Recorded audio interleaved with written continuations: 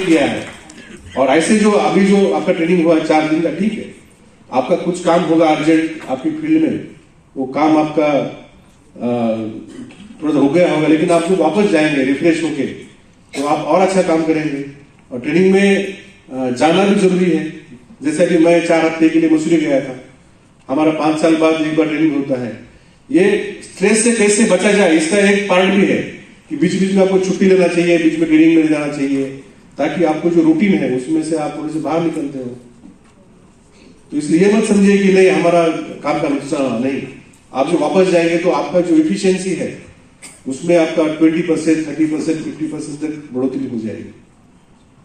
तो मैं आपसे यह अनुरोध करना चाहता हूं कि जो हमारे हेल्थ एंड वेलनेस सेक्टर है, भले अभी हमारे स्टेट में कम है, हम उसका नंबर धीरे धीरे बढ़ाएंगे, लेकिन उसमें जो मैंडेटरी जितनी हेल्थ सर्विसेज दी गई है उसमें मेंटल हेल्थ को बहुत ही बड़ा रोल उसमें दिया गया है।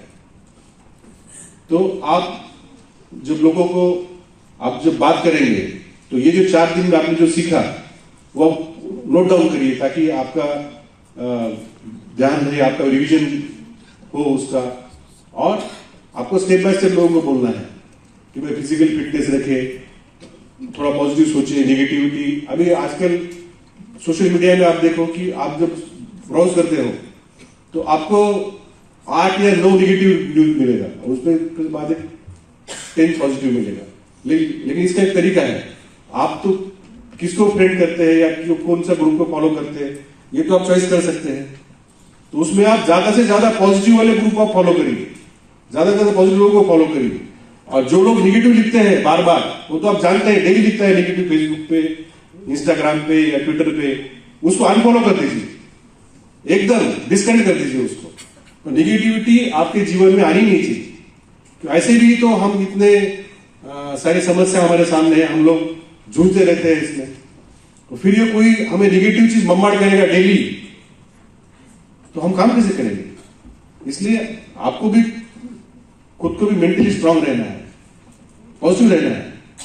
और जो कोई भी एज का हो तो उनको योगा, उनको जरूर उनको आप बोलिए कि योगा करेगा, क्योंकि आप योगा में आपका मतलब मन, आपका शरीर दोनों एकदम शांत हो जाता है और आपका जो जितना भी डिप्रेशन है या एंजाइटी है कम हो जाता है। आप अगर उनको सलाह देंगे तो 3 महीना में, 6 महीना में आप देखिए उनमें बहुत सारा परिवर्तन आ जाएगा।